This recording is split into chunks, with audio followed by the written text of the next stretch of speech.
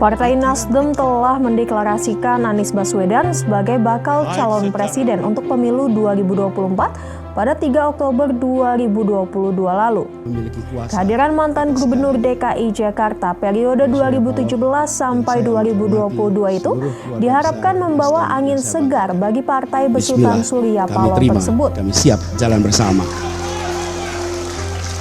Ketua DPW Partai Nasdem DKI Jakarta Nur Cahyo Anggrojati membeberkan strategi pemenangan Anies Baswedan dalam Pilpres dan peningkatan perolehan kursi di Pileg DKI Jakarta pada 2024 mendatang. Pria yang karib disapa Yoyo itu menyebut figur Anies dan kerja keras partai di level bawah bisa mendompleng kekuatan partai untuk menyerap suara lebih banyak lagi.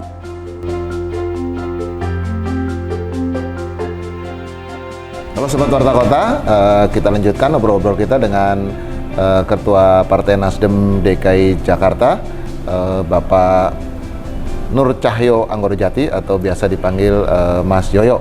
Mas Yoyo tadi Mas Yoyo menyebut Pak Anies Baswedan, karena kan kita tahu Nasdem adalah partai yang pertama kali mencalonkan Pak Anies ya, sekarang masih bakal calon sebagai presiden. Iya. Kita tahu Pak Anies adalah Gubernur DKI Jakarta periode 2017 sampai 2022. Tentu popularitasnya tinggi karena beliau adalah gubernur.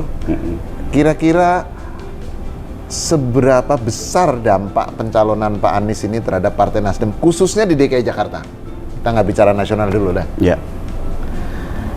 Makasih Mas Prapto. Jadi pencalonan Pak Anies Baswedan tentunya di Jakarta untuk presiden dan impact-nya kepada Jakarta tentunya adalah besar kalau di Jakarta ini ya, terutama bagi Partai Nasdem. Saya tidak terlalu mau GR bahwa ini kerja partai kita, survei kita naik, tapi tentunya kami berterima kasih lah kehadiran Pak Anies Baswedan yang ditunjuk oleh DPP Partai Nasdem, alhamdulillah menjadi calon presiden dari partai kami, mampu membawa atau membangkitkan survei kita di Jakarta khususnya menjadi lebih tinggi. Nah, masalahnya adalah survei yang tinggi antara Pak Anies Baswedan dengan Partai Nasdem itu belum begitu sejalan. Kita inginnya tuh lebih melesat lagi, ya kan? Tapi rupa-rupanya ada mungkin partai di luar sana yang tidak mencalonkan Pak Anies juga ikut mencalonkan udahlah yang penting kita tetap milih Pak Anies tapi partainya ini aja gitu kan. Kami sedang mensosialisasikan kepada masyarakat untuk memilih Pak Anies itu maka diperlukan parlemen yang kuat. Entah kita inginnya adalah entah di pusat maupun di provinsi maupun di kota kabupaten itu di seluruh Indonesia itu kita inginnya kuatlah dukungan terhadap pemerintahan dan koalisi, terutama koalisi perubahan. Maka dari itu jangan memilih partai yang tidak mendukung dari Pak Anies Baswedan. Kami mensosialisasikan seperti itu gitu. Karena untuk mendukung Pak Anies maka dukunglah partai-partai pengusungnya. Salah satunya adalah Partai Nasdem. Kenapa Partai Nasdem? Partai Nasdem adalah tentunya semua teman-teman tahu ya. Partai Nasdem adalah partai yang paling awal mencalonkan Pak Anies. Walaupun ini isunya di media, di sosmed itu luar biasa terhadap partai kami. Partai kami memberikan harapan palsu, partai kami kemana, itu selalu gosip itu luar biasa. Nah, buat kami itu dinamika kita maklumi. Tapi di sini saya ingin menegaskan bahwa Partai Nasdem, apalagi di DKI Jakarta, sebagai dasar pondasi dari Pak Anies untuk terbang tinggi lagi, tidak akan berpaling dari Pak Anies sebagai presiden. Maka dari itu jangan terpengaruh isu dan pilihlah tentunya Partai Nasdem. Jadi saya tuh ngomong begitu seperti ini nih, saya ngomong bahwa wah inilah isu, itu cuma isu bahwa Partai Nasdem akan mencabut dukungan. Selama ini tidak terbukti berhasil.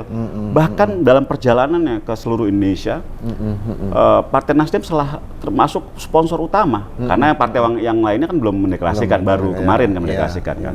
Ya kami berharap bahwa partai koalisi lainnya juga ikut bersama-sama kami. Artinya kalau memilih presidennya Pak Anies ibaratnya ya partainya Partai Nasdem. Partainya partai koalisi, salah satunya Nasdem. Tentu tentu saya nggak nanti Mas Yoyo sebagai Partai Nasdem kan? Nasdem, dukung Mas Nasdem dong, ya kan? Iya. Nah, ada konsekuensinya nggak Mas kalau Partai Nasdem mendukung Pak Anies, artinya juga ikut mengamankan karya-karya atau peninggalan-peninggalan Pak Anies di DKI Jakarta. Misalkan ya kayak ya program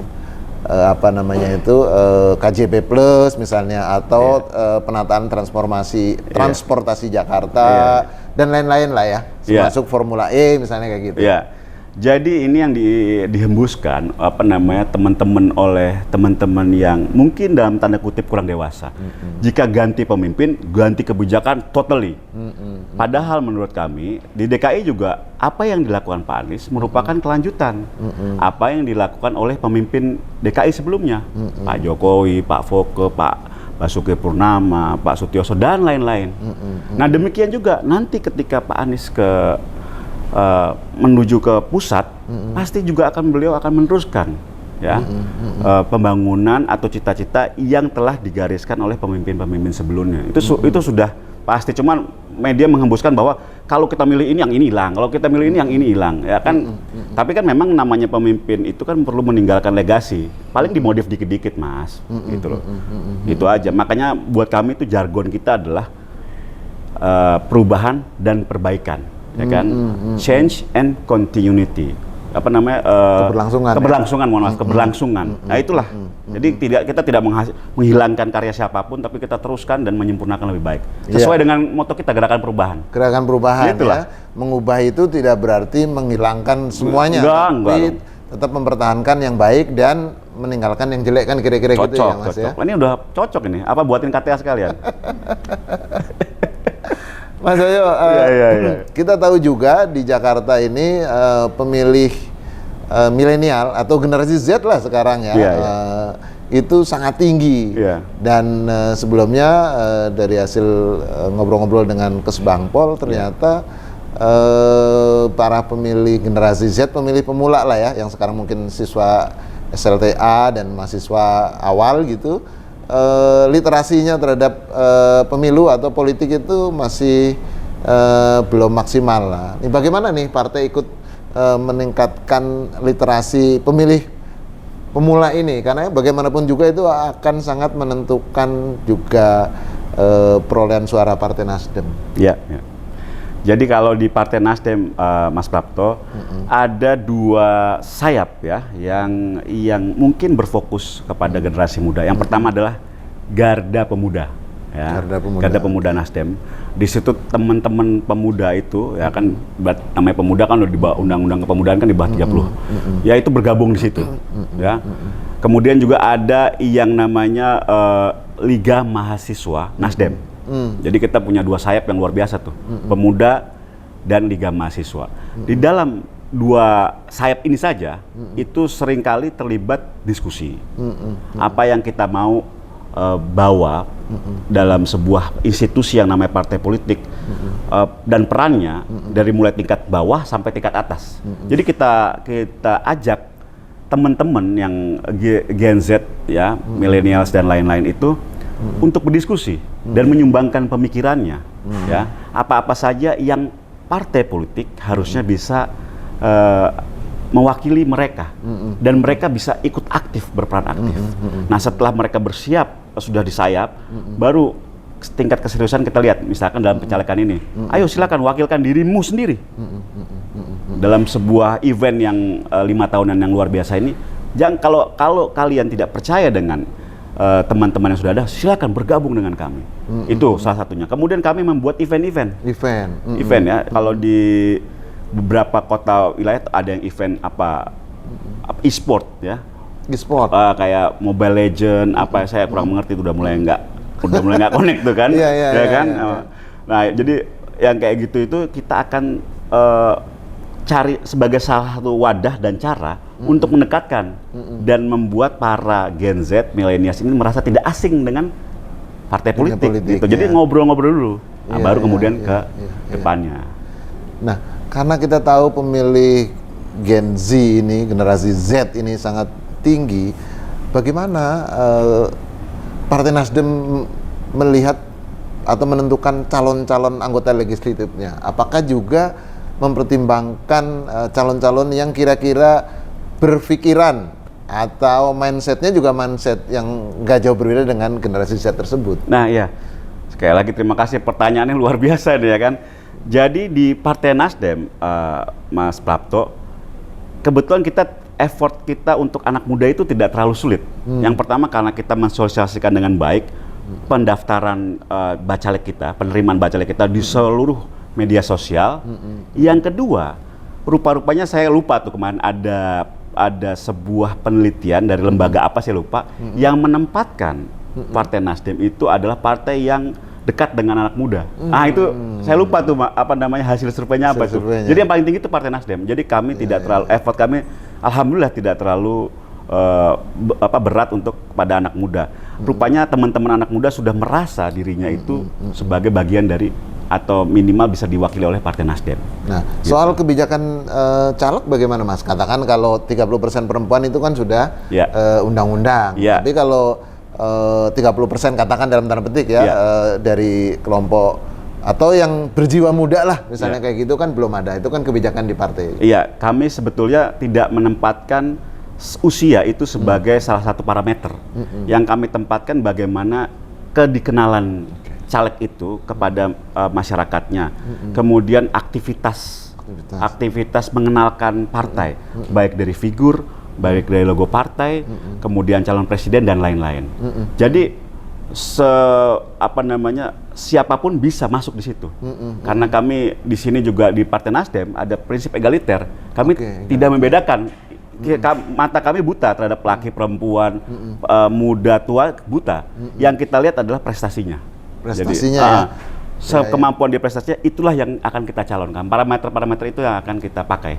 Ya, mungkin kaitan dengan muda atau tidak lebih pada ke paradigmanya ya. Cara berpikirnya, cara bertindaknya ya, bukan usia ya. Betul. Usianya sekedar angka. Betul. Karena banyak juga Mas, anak muda rupa-rupanya yang masih memakai mindset lama ada juga.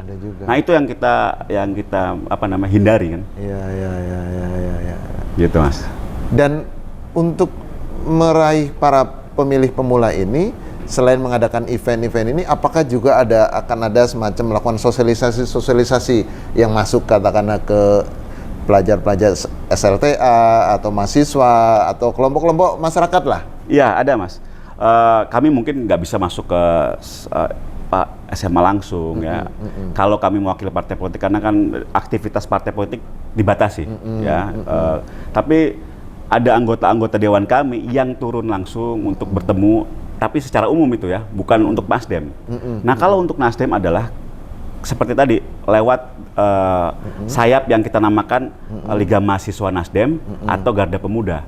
Nah, baru-baru ini mungkin seminggu yang lalu ya, teman-teman dari Liga Mahasiswa ternyata sudah menyusun calegnya, sudah diberikan briefing oleh ketua fraksi kita, itu Kakak Wibi Andrino di DPRD DKI Jakarta. Jadi mereka kumpul, diberikan briefing, anak-anak muda itu kumpul, diberikan briefing.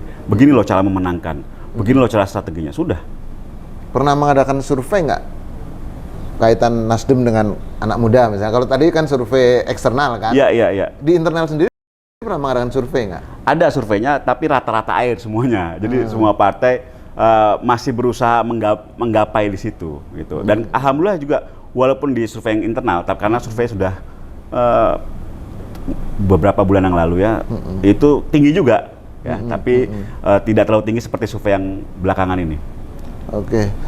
Mas Yoyo, kan kita tahu 2024 bahwa pemilu itu diselenggarakan bertepatan dengan tanggal 14 Februari yang orang sering mengaitkan dengan Hari Kasih Sayang. Iya.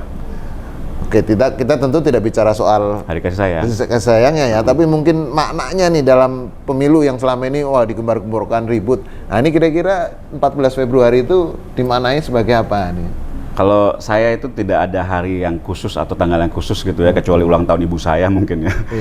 Jadi, tapi kalau kalau saya boleh mewarnai, bukan tanggalnya yang saya maknai, tapi ritual tahunan selama 5 tahun ini yang ingin saya maknai. Jadi seperti halnya moto kami, gerakan perubahan, yang mana gerakan perubahan itu adalah melupakan kata kerja. Ya, siklus 5 tahunan ini adalah siklus kita mengkoreksi, situs kita melihat kembali, apakah dalam perjalanan bangsa ini sebagai sebuah bangsa yang besar, bangsa Indonesia ini sudah di jalur yang tepat.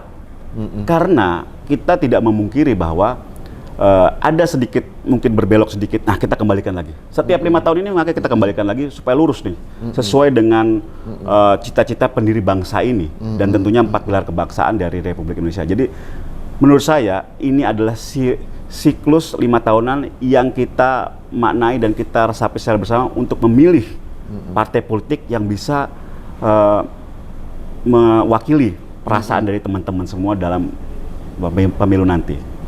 Begitu kira-kira. Apakah Mas Yoyo misalnya sependapat bahwa kontestasi bisa jadi kita akan berbeda pendapat, berbeda program dan segala macam, tapi tetap kita harus satu dan harus damai. Oh iya, dalam cinta kasih lah ibaratnya. Harus. Makanya saya berkali-kali memberitahu teman-teman, baik juga saya mengingatkan diri saya sendiri untuk memilih kata-kata, untuk memilih diksi yang sekiranya membuat bangsa ini menjadi satu, tidak terlalu friksinya, tidak terlalu luas sehingga menimbulkan sebuah peristiwa yang semua kita tidak inginkan.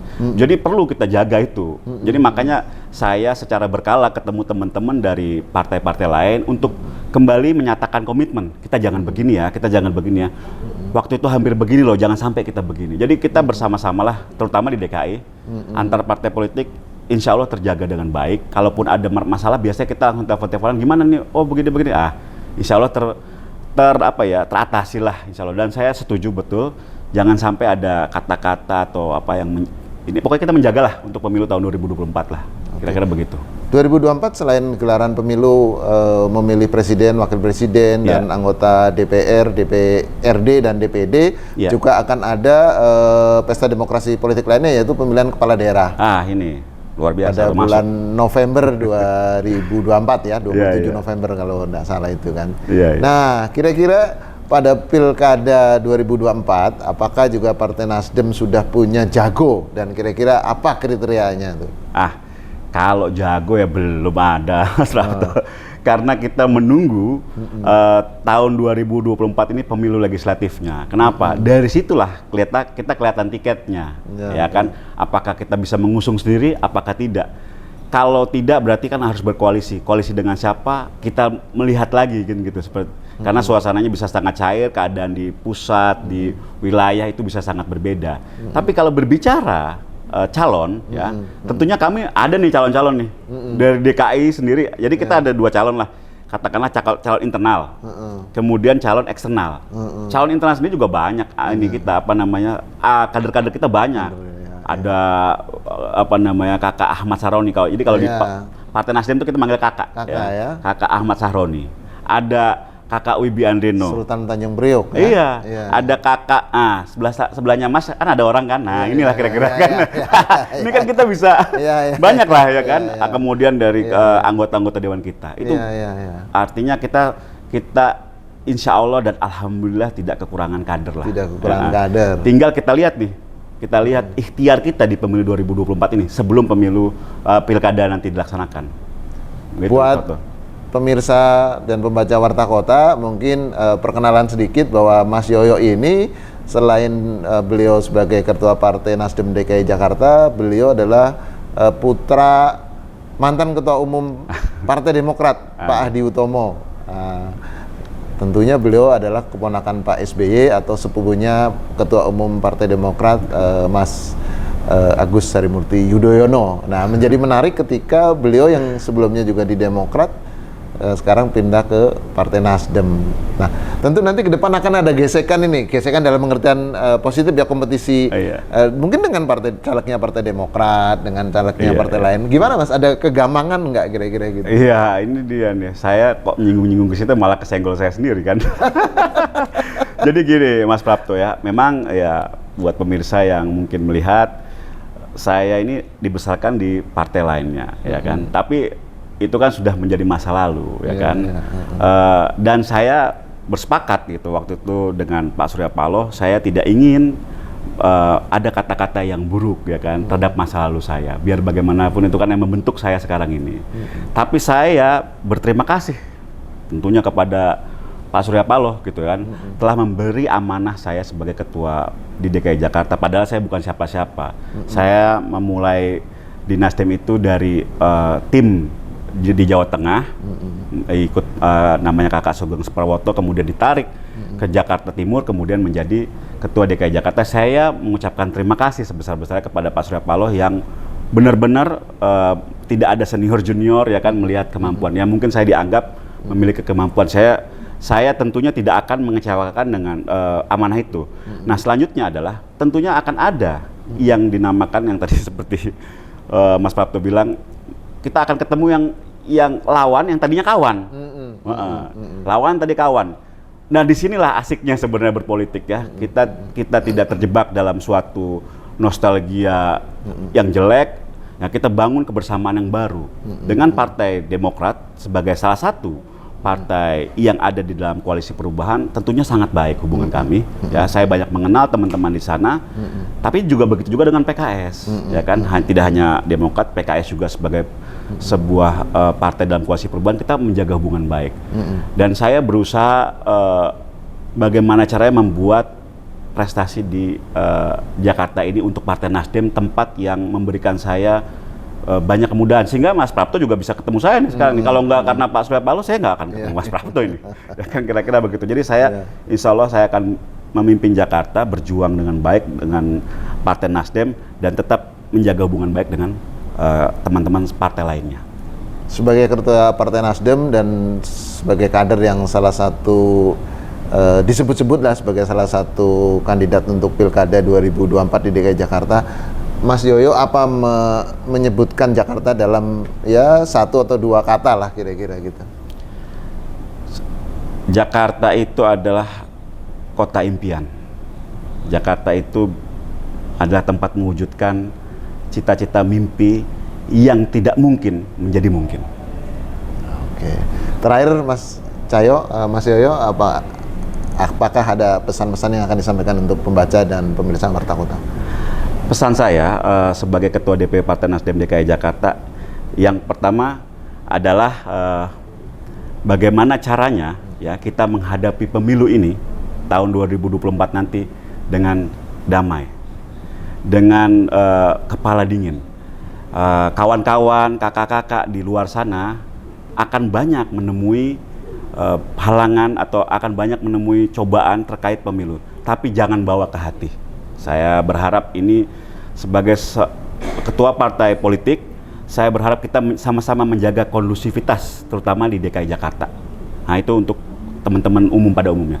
Kemudian untuk teman-teman dari dalam atau dari internal yang melihat tayangan ini, saya berpesan perjuangan kita untuk menaikkan atau mendukung Pak Anies menjadi presiden dan Partai Nasdem itu tentunya bukan perjuangan yang mudah.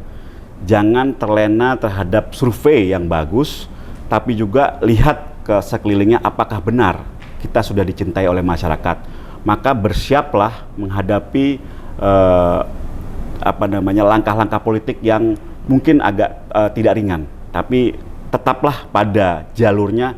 Insya Allah kita meraih kemenangan di tahun 2024 di DKI Jakarta. Amin.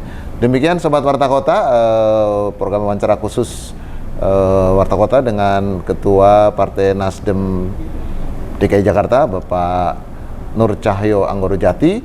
Dan mudah-mudahan sebulan ke depan paling tidak, paling lama kita akan bisa ngobrol-ngobrol lagi dengan isu-isu yang lebih menarik seputar DKI Jakarta. Saya akhiri. Terima kasih sekali lagi. Assalamualaikum warahmatullahi wabarakatuh. Waalaikumsalam warahmatullahi wabarakatuh. Jangan lupa subscribe ya.